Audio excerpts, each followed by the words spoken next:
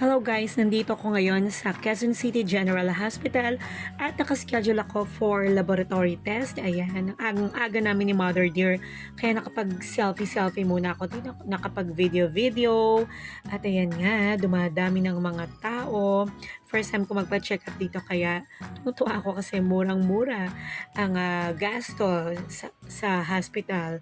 Ang saya-saya, di ba? So ito, nag-lunch na nga kami ni Mother Dear.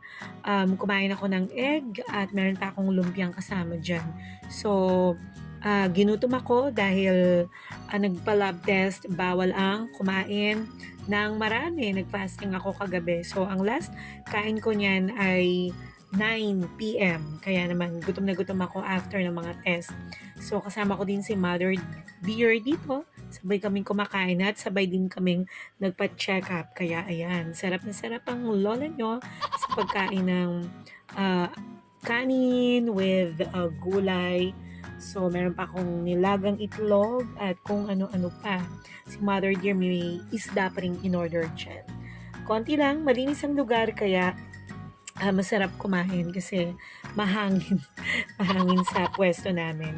Ayan, so kain tayo guys. Ay,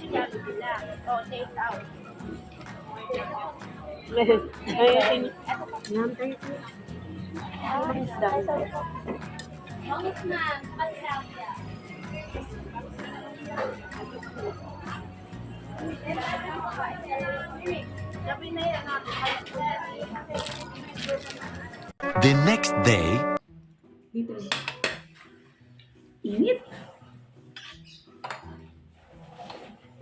Dito pa, sa malamig. Oh, yan, malamig yan. Bakit hindi ka napesto dyan sa malamig? Ikaw dyan. Hindi mo pesto dyan sa malamig, tapos sabihin mo mainit.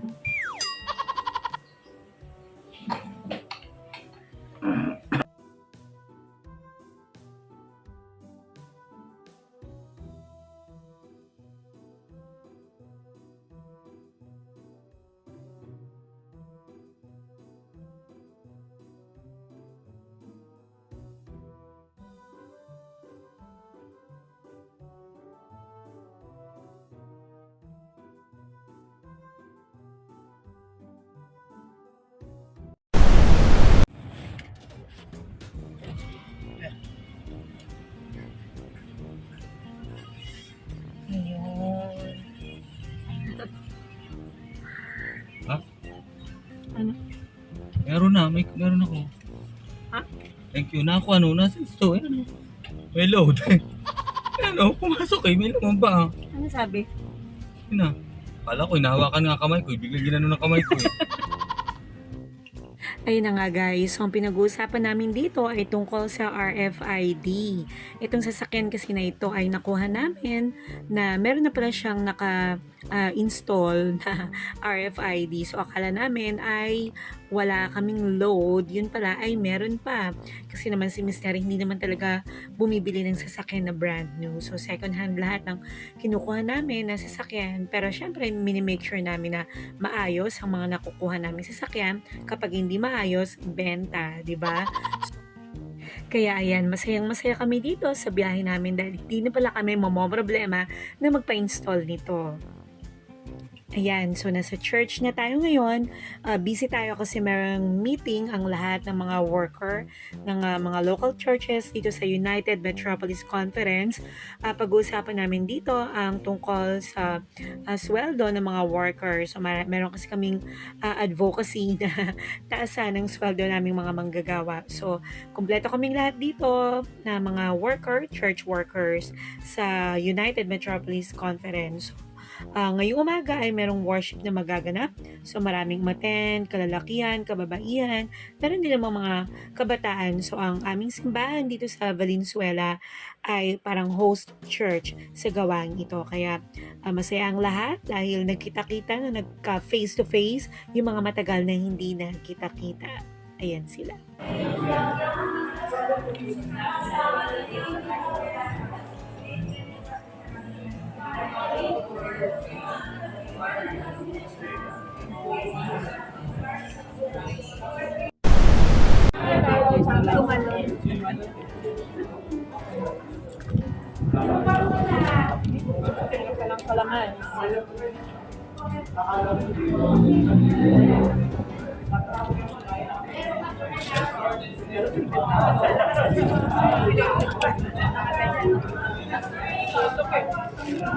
Nanganganin pa kayo ng bonggang-bongga.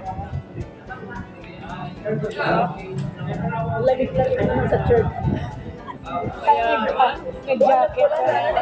Nagdala ako ng jacket. Ano ba sinabihan?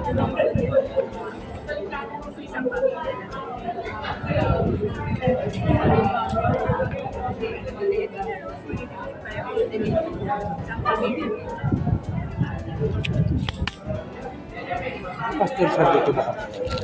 Tabi lang din. Hindi si Pastor. Mapel. Oo. Saan mo? Pagkakit mo naman sa exit. Entrance. Tabi lang. Yung sa tabi ng kotse niya. Doon. Oo, yung dapat palignahan. Sa pakamano.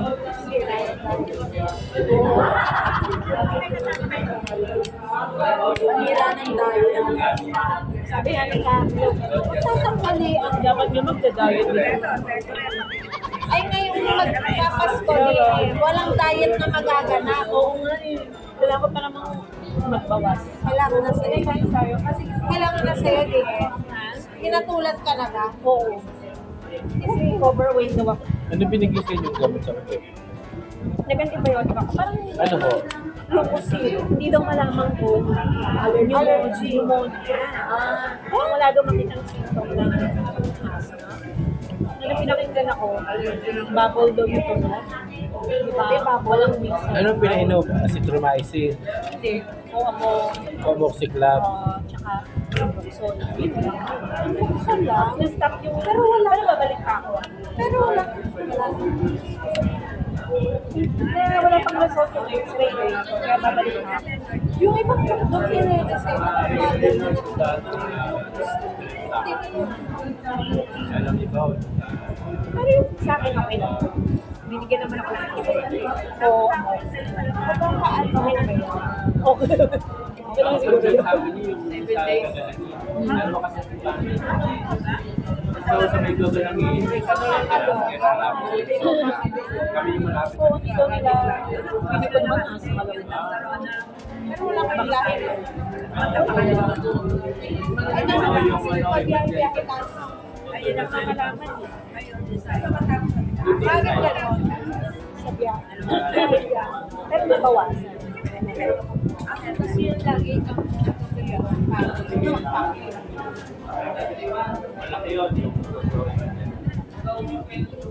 At tapos na naman ang ating isang araw na vlog. Happy New Year po sa inyong lahat. Again, salute sa ating mga nanay na patuloy na sumusuporta sa kanilang mga anak, sa kanilang mga pamilya, OFW's mom, working mom.